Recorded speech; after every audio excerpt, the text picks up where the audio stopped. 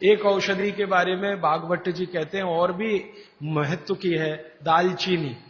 दालचीनी के बारे में भागवत जी कह रहे हैं कि वायु के जितने भी प्रकोप हैं, जैसे दमा, अस्थमा, ये वायु की बीमारियां, अस्थमा, दमा, वात की बीमारियां वायु की, तो इनको खत्म करने में या समाप्त करने। आप सभी का स्वागत है आपके अपनी YouTube channel Ayurvedic secrets of health में। एक औषधि के बारे में भागवत जी कहते हैं और भी महत्व की है, दालचीनी।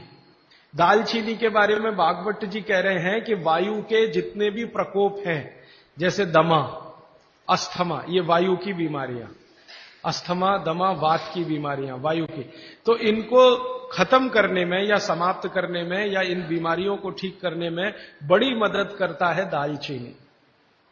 और दालचीनी के बारे में भागवत जी कहते हैं कि ये दमा, अस्थमा, इनको तो खत्म करेगा ही, वात के सब रोगों को खत्म करेगा, कफ के रोगों को भी खत्म करता है।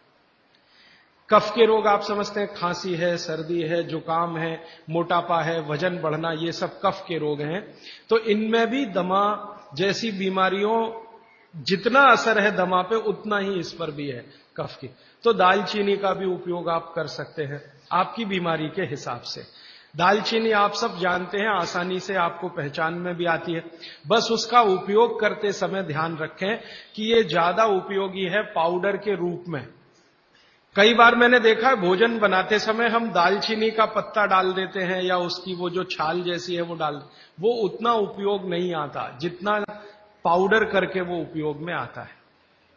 और दालचीनी के बारे में भागवत जी कहते हैं कि इसको अगर उपयोग कर रहे हैं तो आप गुड़ के साथ इसको खूब घिसिए, रगड़िए, ऐसे ऐसे ऐसे ऐसे खूब अच्छे से गुड़ मिले, फिर खाइए, फिर पीछे से थोड़ा गर्म पानी पीजिए, अद्भुत परिणाम। और अगर आप शहद ले सकते हैं तो शहद के साथ तो इसका मर्दन एक शब्द उन्होंने इस्तेमाल किया, मर्दन माने घिसना, रगड़ना।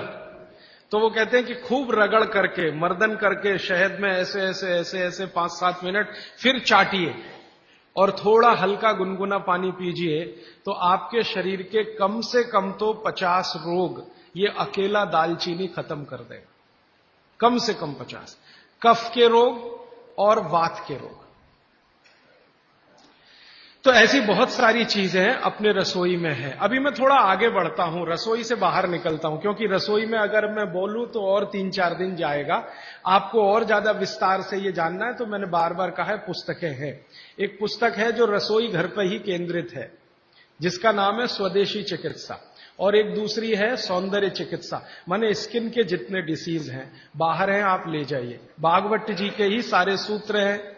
बस इतना ही हमने किया है कि भाषा थोड़ी सरल की है और उपयोग आप कर सकें आज के समय में, उस हिसाब से उस सूत्र को लिखा है। लेकिन जितने सूत्र हैं किताबों में वो सब परीक्षण करके लिखे गए। 6-7 साल हमने खूब परीक्षण किया है, परिणाम मिले हैं तभी उनको लिखा है, ताकि किसी को फायदा तो हम दें, अच्छा है, नुकसान किसी का ना हो हमारे कहने और करने से।